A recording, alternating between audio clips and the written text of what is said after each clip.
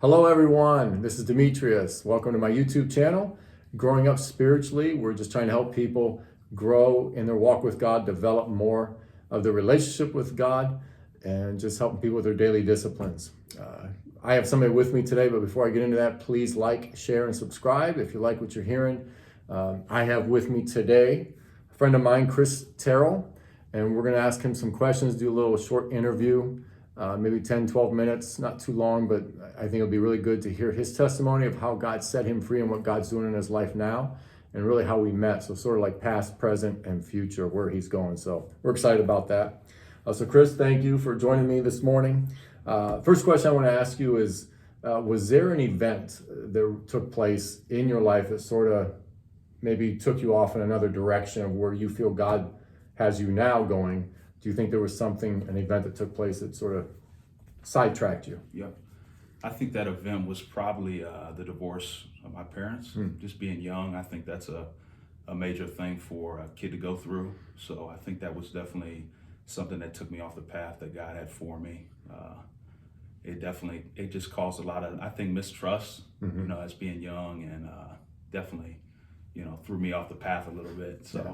How old were you? I want to say I was about 12, probably. 12, wow. Yeah. So that can be, what? Right in that age. Yeah, I was going to say, that can be pretty detrimental, emotionally, physically, mentally, just a lot of stuff, trying to process that. I mean, it's even when you're older, if your parents, divorce, it's, you're struggling with that. But man, I can't imagine a kid dealing with all those things. And that's really, my book is Going from Tragedy to Triumph. I found out that dealing with helping people, I found out that there's usually an event that takes them somewhere. My parents died, there was a car accident, there was a divorce, there was abuse, there was something, and they don't know how to deal with the pain, to numb what they're dealing with, so they turn to drugs or alcohol. So I know a lot of times people are dealing with that. Yeah, I think a lot of what the mistrust kind of caused fear. And I think fear kind of manifests itself in a negative way, a rebellious way. It manifests itself in anger, outwardly. And so I was angry at everybody. It was a manifestation of fear, that was from mistrust. So yeah, absolutely. That happens. Yeah. So Chris, you want to share a little bit about how we met? Why are we sitting here today in my living room and talking right now? So we met at SRCCC, right? Yeah, Stark Regional Community Correction Center, yes. Yeah, so which is a halfway house. So we met at, when was that? Probably 2019? A couple of years, a year and a half, yeah, probably. I want to say maybe summer of 2019, me and Pastor Dimitri met. I think we met at, one of the groups, Faith Family Groups came in and had a group. So probably one of our chapel services, or we do Lorette, the character development. So do you want to share anything as far as why you were there? I know why we were there. Do you want to share anything with that? Yeah, absolutely. So in 2017, I ended up getting sentenced to 4 years in prison. I went to Richland and I filed for early release. And I got out around a year and a half. Maybe it was more like a year and 8 months. And so they, upon my release, one of the conditions was that I go to the halfway house. It's kind of like a re-entry, to send you back into the street. And so that's why I was there. The judge granted my judicial release and sent me to SRCCC. And so I did 4 months there, and then was able to finally come home. So, it's nice when we go in. Every so often we'll be at SRCCC or even Wilson Hall, some of those places. It's nice when there's a strong believer that's already holding Bible studies, that are really corralling the guys and getting them together. And that was one of the things, because before you were there, every so often it's like we'll go 4 or 5 months with a strong believer there, and they're having Bible studies on their own. Then that guy leaves, and it seems like everything sort of falls apart and guys move in and out.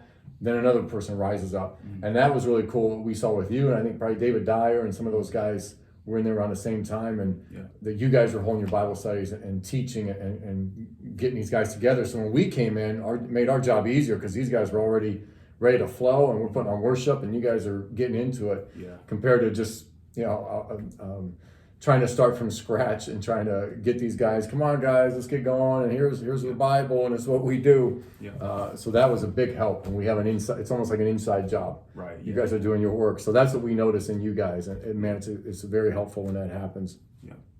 So one of the things that we started, and I think about this, our group, a year before the COVID, back at the beginning of the last year, and even before that, with Wilson Hall, we were bringing the guys every Sunday to church.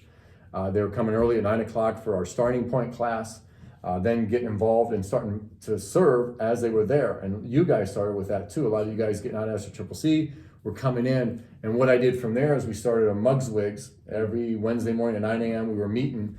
So it was just a great place to try to bring these guys in, getting out of Stark County Jail, Lorraine Correctional, anywhere. We had a group that was meeting to help develop them, and just a place for them to come and just hear the word, or just have fellowship with other people. Say, hey, I know where you've been.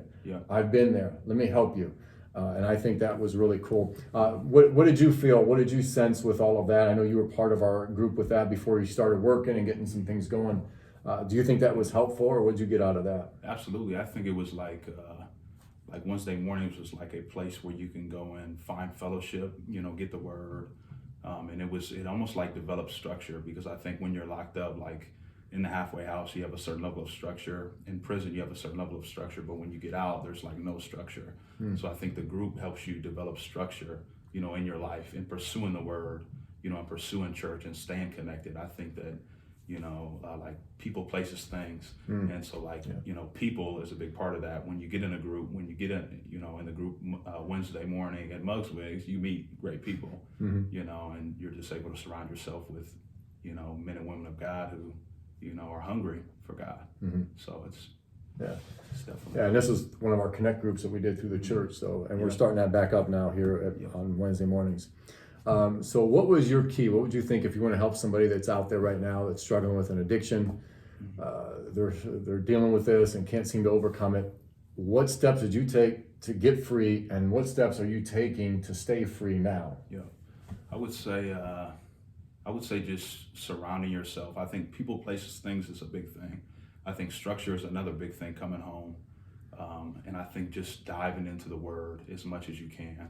I think finding somebody who, can take you by the hand and take you through a process of discipleship. I think that Wednesday mornings was like that. It was discipleship. It was teaching people the word. And I think that's one of the major things that has set me free and kept me free, is discipleship, accountability, structure, people, places, things. Is get into the word, really finding out what it says about who I am. That's the only thing that's going to be able to change your thinking and ultimately change your life, is to get in the word, to learn it, to know it, and receive it and live by it. And discipleship helps you in that process. So I think that's a major key is for the guys coming home. Get into discipleship, get into groups, find great people.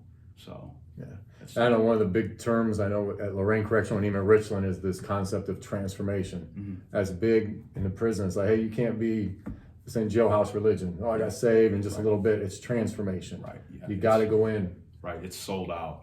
It's not just, you can't be half and half. It's one way or the other. Yeah. That's good. So tell us now, as we wrap up, what are you doing now, and where do you see yourself going?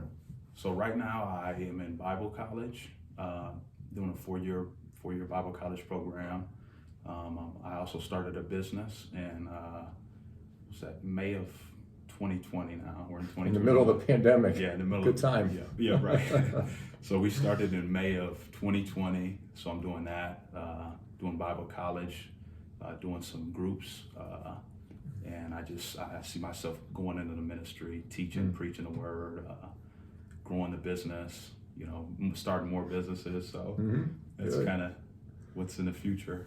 You see yourself doing prison ministry down the road, going back there? I think it's definitely a desire. I think to go back and just share, and I think it be a great thing. So that's good. Yeah. Well, thank you for your time, Chris. I think this is going to be helpful for people when they start seeing it, and we're excited about what God's doing in your life. I'm glad I was able to be a little part of that and plant some seeds and everything with you. So I look forward to what God's going to do and continue to do in your life. Well, thanks guys for hanging out with us today, and releasing these, trying to release them on Monday. So this will be out on Monday, and hopefully you guys can share it and like it and subscribe. So you guys have a great day, and we'll see you later.